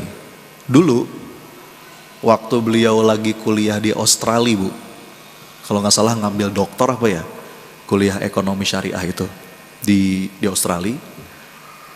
Ada seorang bapak yang datang, kan di sana ada kayak semacam komunitas Islami gitu, komunitas Muslim. Ada seorang bapak yang datang, orang Indonesia. Dia mau nitip 2 anaknya, 1 cowok 1 cewek. Ustadz, titip ya Ustadz. Ini nih Ustadz, anak saya nih kuliah di sini. Doain ya Ustadz, mudah-mudahan dia aktif lah di kegiatan masjid supaya kuliahnya lancar, kuliahnya benar. Oh iya Pak, insya Allah, insya Allah. Kata Ustadz Syafi'i, saya pikir cuma basa-basi. Kenapa? Karena abis hari itu nggak datang lagi. Sampai Bu, kira-kira mungkin 3-4 tahun kemudian, bapaknya datang lagi, nangis-nangis. Dibawa 2 anaknya itu. Aduh Ustadz, kenapa Pak? Ya Allah Ustadz, anak saya nih Ustadz jauh-jauh saya kuliah di Australia. Bukannya bener malah hancur Ustadz. Kenapa Pak? Ini yang cowok nih Ustadz, narkoba nih Ustadz. Ini yang cewek nih Ustadz, hamil Ustadz. Ustadz tolong Ustadz, nasihati dia. Itu Bu, Ustadz Syafi'i itu mau marah tuh, udah mau marah. Dibawa 2 anak itu ke sebuah ruangan. Kalian nih gimana sih? Bapak kalian jauh-jauh ngulian kalian di sini, bukannya bener malah kayak begitu. Anda tahu nggak Bu? Wajah 2 anak itu nggak ada rasa bersalah sedikit pun. Dia malah ngomong gini, alah Ustadz, take it easy man. Itu. Maksud kamu gimana? Ah Ustadz, kayak kita nggak tahu aja. Bapak aja make kok. Wong dia aja hobinya main perempuan. Ustadz Syafi'i tepuk jidat Bu. Impas. Gak bisa. Yang penting Ustadz anak-anak saya soleh. Tapi Anda nggak tirakat untuk jadi pribadi yang soleh. Mana bisa. Nih, diri sendiri. Udah. Kadang-kadang nggak perlu pakai ngomong. Anda jadi model. Anda jadi contoh. Anda pengen anak Anda sabar. Nggak perlu kadang-kadang ceramah sabar tuh nggak perlu. Bagaimana ketika ada sebuah kejadian, sebuah keadaan, ada stimulus, terus Anda bisa tampil menjadi orang yang sabar. Anak Anda lihat tuh, wih, ibu saya. Itu masuk ke dalam jiwanya. Anda pengen anak Anda berkata-kata baik, Anda dulu. Anda pengen anak Anda minta maaf, Anda dulu aja minta maaf. Gak apa-apa. Itu dakwah bilhal. Ya. Tinggal 10 menit Bu, kita doa aja ya. Yuk. Kita doa, hadirkan hatinya.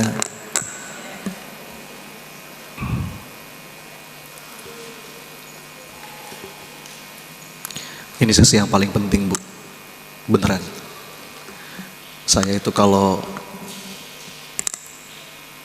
diundang ke majelis taklim, terus terang sesi yang paling saya tunggu itu doa bareng. Karena saya yakin di antara jamaah yang hadir itu, ya, boleh jadi amin dari Anda itu jadi wasilah ijabah. Ya. Karena nggak ada jaminan Bu, yang ngomong di depan ini lebih baik daripada yang mendengar. Kalau sering ngomong begini Bu, banyak dosanya. Ya, kadang-kadang salah niatnya. Makanya kalau doa bareng jamaah tuh saya paling seneng. Ya. Yuk, angkat tangannya, hadirkan hatinya. Istighfar dulu yuk 3 kali dari hati. Astagfirullah.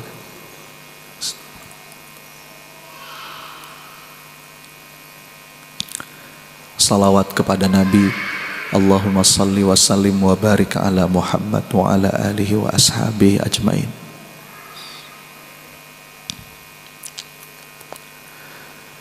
Duhai Allah yang maha mendengar sepelan apapun doa kami.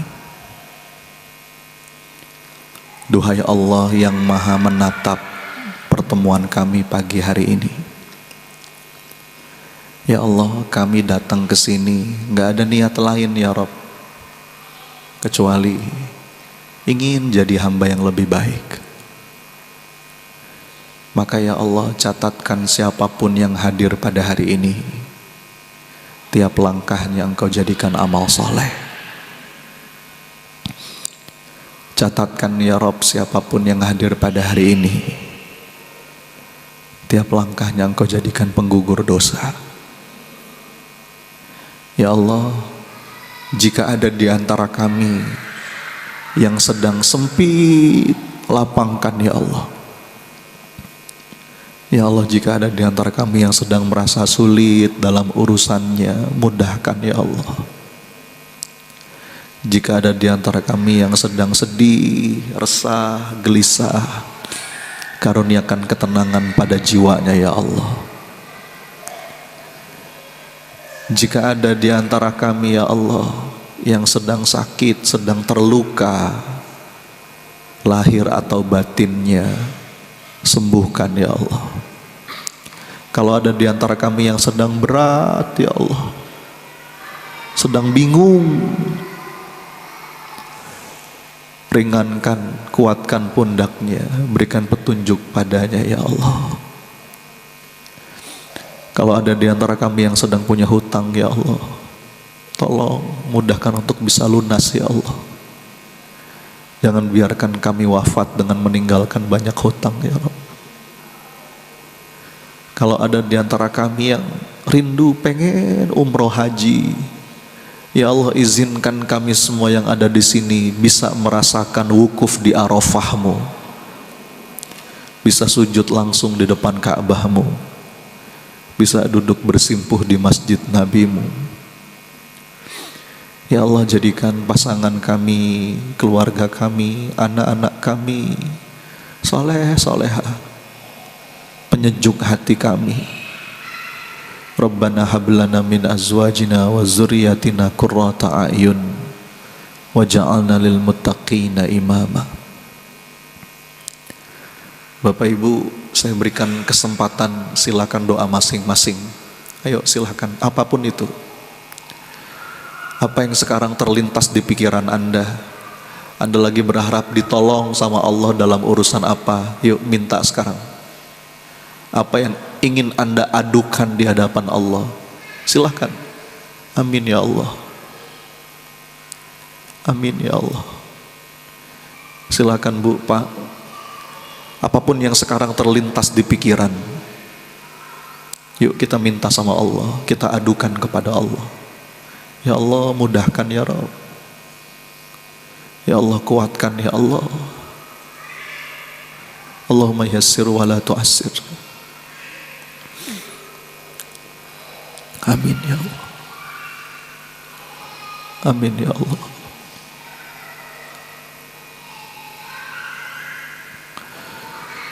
Allahumma inna nas'aluka taubatan nasuha wa taubatan qablal maut. Ya Allah, berikan kami semua kesempatan taubat sebelum Engkau panggil kami nanti ya Allah. Allahumma inna nas'alukal husnil khatimah wa na'udzubika min su'il khatimah. Ya Allah, jika tiba saatnya nanti kami kembali padamu, jadikanlah ya Allah akhir hidup kami baik, husnul khatimah. Kami wafat dalam keadaan taat ya Allah, bukan dalam keadaan maksiat, na'udzubillah.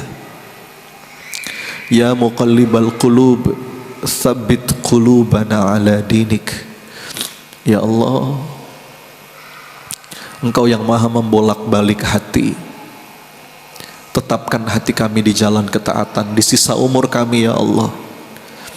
Maafkan kami yang selama ini mungkin banyak kesia-siaan memanfaatkan usia kami. Rabbana atina min ladunka rahmah wa hayyi' lana min amrina rasyada. Ya Allah, kami ini lemah, gak punya daya kecuali Engkau tolong. Kami ini bodoh, gak tahu apa-apa kecuali Engkau tunjukkan. Kami ini fakir ya Allah, gak punya apapun kecuali Engkau titipkan. Rabbana atina fid dunya hasanah wa fil akhirati hasanah wa qina adzabannar. Ya Allah, bahagiakan kedua orang tua kami ya Rabb, baik yang masih ada maupun yang telah Engkau panggil. Tempatkan mereka di tempat terbaik di sisi-Mu. Karuniakan kami kebaikan, kebahagiaan dunia akhirat. Rabbana wa taqabbal du'a ya sami'ad du'a. Amin, amin ya rabbal alamin.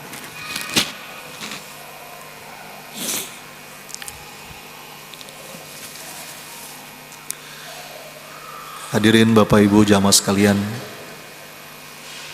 boleh sambil salaman kanan kirinya ya, saling minta maaf, saling mendoakan.